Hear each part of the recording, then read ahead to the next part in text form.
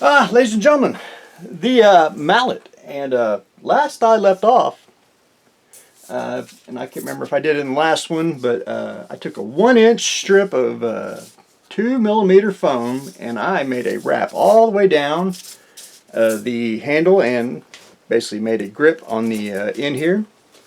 And then after I got that on, I went in with Mr. Dremel. I don't know if you can see it.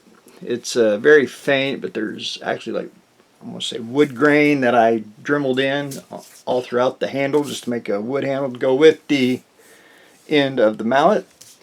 And then after that, there's two things you can do. You can leave it, if you want to go ahead and, prime it and paint it. And the other thing is you got to heat shield it with the heat gun. And it basically makes the cuts and everything kind of expand, makes the foam tighten up.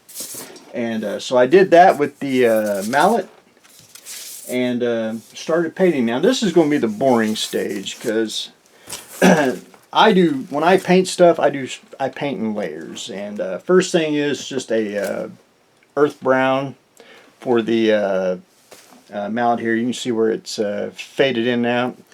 And going for a wood color, which I'm basically going to put the basic brown on and then work my way up with washes and then dry brush. And that's just the way I'm going to do on the wood part. And of course, her mallet's got a like white on the front with a circular, and it usually says your face here, something like that.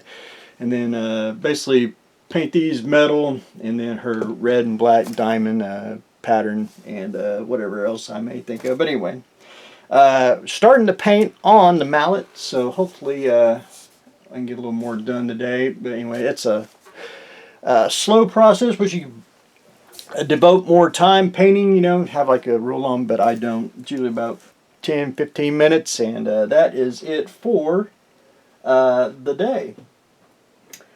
So while I paint that and trying to think of other things that I want to do, and one thing is let me find here we go.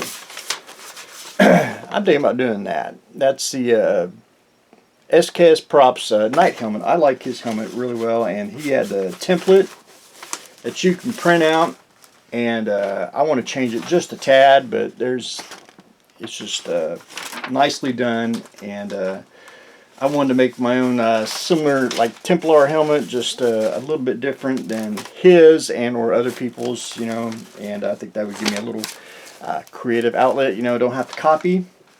And one thing here where I live is you can get the high density foam, which is the foam's real smooth and everything, and I still want to try to find I want to say a model project, not necessarily a prop or a helmet, a weapon or anything like that, but I want to say a vehicle and use the foam, because I think this stuff is, I think you can do it with the scratch build a vehicle with foam instead of styrene. That's just what I think can be done. But anyway, cosplayers around here, we have a lot, and I think most of them buy all their stuff online, because if you go to craft stores like Michael's or Hobby Lobbies, this stuff's not really touched around here, and so they mark it down, have sales, and it is okay.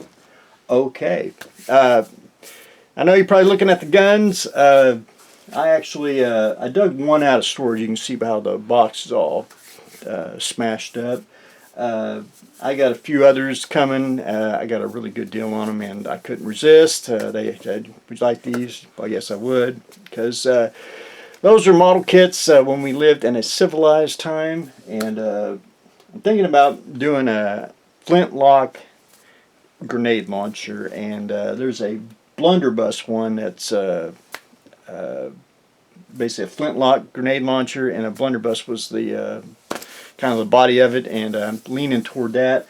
Would like to do the axe, flintlock axe, but the grenade launcher one really intrigued me. So anyway, that's in the planning phases, doing a little more watching research and everything. So anyway, that's what I got going on today, ladies and gentlemen. Very quick update.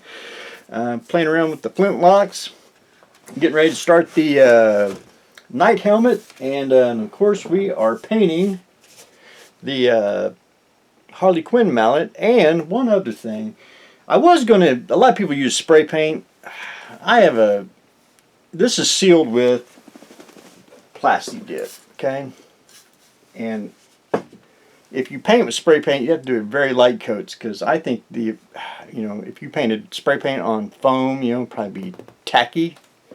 And I'm not saying it's not. I have yet to do it. I really don't want to spray paint on foam. I think it'd be light coats might do it, but if you tried to really spray paint one with the so that's why we're sticking with acrylic paint. But anyway, that's what I got going on today. Stay tuned for next exciting episode.